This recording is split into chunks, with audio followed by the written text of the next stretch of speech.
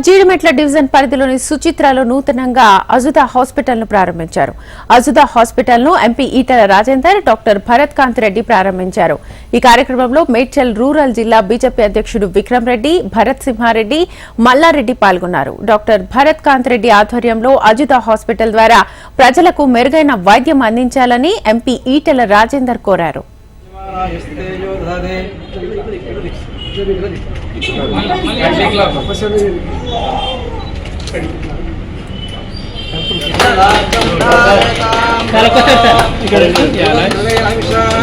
तस्मै देवाहुः ब्रह्मणो अयञ्च ब्रह्मणस्पतिं दच्छन्यो रावणेन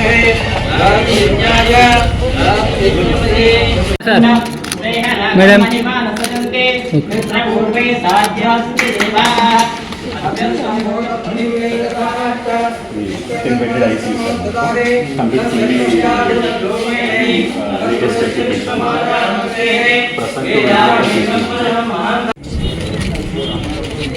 ओम देत्यस्तजात वेदावग्नरजन्मा वशवस्यादीपं परमात्मने